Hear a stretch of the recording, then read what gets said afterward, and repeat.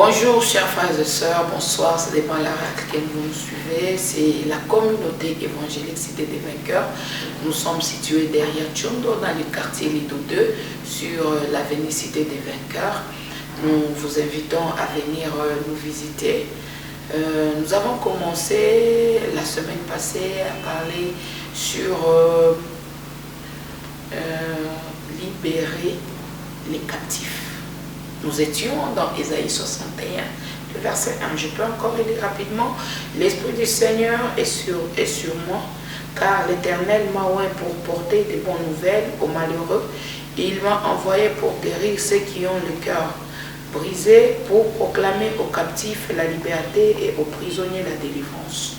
Nous avons dit ceci, le prisonnier, c'est toute personne qui n'est pas vraiment en train de jouir la grâce que Dieu nous a accordée. Quelqu'un peut être en vie, il est libre, mais sur le plan spirituel, tout ce qu'il entreprend est bloqué à un certain niveau. Ce sont des prisonniers spirituels. Et quand Jésus est en train de parler, ici nous voyons Jésus-Christ lui-même qui dit « L'Esprit de Dieu m'a oint ». C'est Christ qui a été oint. C'est en Christ, nous avons eu notre victoire. C'est Christ lui-même qui a été oint pour venir libérer les captifs.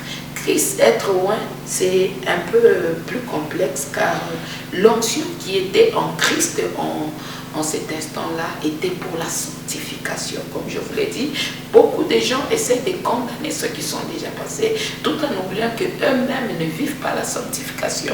Si l'onction était sur Dieu, sur Jésus-Christ, l'onction était sur lui pour la sanctification de l'homme. Donc l'homme devait être sanctifié par le Saint-Esprit, qui jadis n'était pas encore là. Je vous ai dit auparavant que dans le temps ancien, c'est l'ange qui venait pour apporter le message. Mais quand Jésus dit il est oint par l'Esprit, donc l'Esprit de Dieu était sur lui. Il est venu pour nous transmettre cet esprit en forme de Saint-Esprit avec lequel nous sommes en train de travailler aujourd'hui. Et cet esprit-là est venu pour chasser tout esprit de péché en nous. Et laisse-moi vous dire, quelqu'un qui est en train de marcher sur la sanctification, aucun esprit ne pourra les vaincre.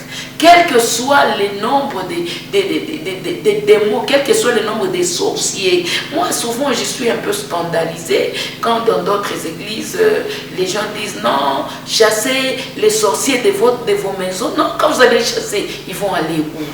Nous devons garder les sorciers dans nos maisons pour qu'ils voient comment Dieu agit avec nous, afin qu'ils aient aussi envie de changer. Parce que si ces gens-là n'ont pas de témoignage, comme on le dit toujours, à la loi et au témoignage, ce sont les témoignages qui font changer. Si un sorcier vit dans ta maison et tout ce qu'il fait est bloqué, je pense que ce sorcier-là dira que Christ est plus fort que la sorcellerie et ça va l'amener vers la délivrance. Donc nous, en tant que chrétiens, nous devons savoir que si Christ est venu ici sur la terre, c'est pour amener la sanctification, nous sanctifier, nous justifier. Et pour que nous puissions rester avec Christ, nous devons aussi vivre la sanctification chaque jour de notre vie. Et cela confirme bien la présence de Dieu. Car la première et la seconde venue de Jésus-Christ, comme il a été dit dans Luc 4, le verset 16 à 21, Jésus est toujours en train de nous parler que sa venue, c'était pour nous libérer et en nous libérant, nous libérer aussi de péché.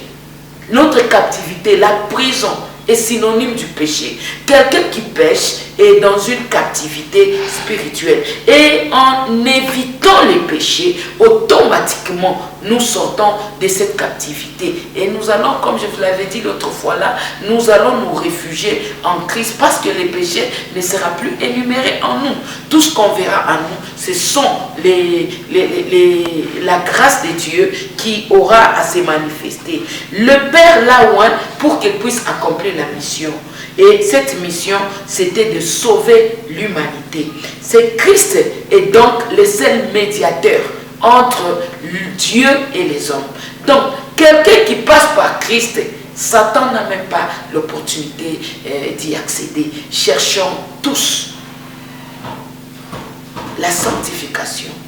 vivons sous la grâce et nous allons voir Dieu accomplir des miracles, des prodiges dans notre vie. C'est ainsi que je suis en train de terminer en vous disant que la liberté dont la Bible est en train de parler, c'est la sanctification, le refus des péchés, faire la volonté de Dieu, faire les œuvres caritatives pour aider ceux qui n'ont pas le moyen. Cela est en train de plaire à Dieu et nous ouvre les clés des bénédictions.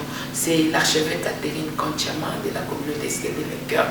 Je vous rappelle que nous sommes dans le quartier Lido 2. Nous vous invitons, vous tous qui avez des problèmes, des préoccupations, des questions. Nous sommes là pour vous répondre parce que j'ai de savoir que la Bible c'est un livre inspiré. Et comme Paul l'avait dit, il n'est pas permis à tout le monde d'enseigner. Cette grâce n'a pas été donnée à tout le monde. Vous pouvez lire la Bible, mais il y a ceux-là dont Dieu a inspiré pour qu'ils puissent traduire convenablement la Bible. Que Dieu vous bénisse. Ceux qui peuvent nous contacter, vous avez le numéro qui est en train de passer sur la bande roulante. Vous pouvez nous parler par WhatsApp, Facebook, YouTube. Nous sommes disponibles. Que Dieu vous bénisse.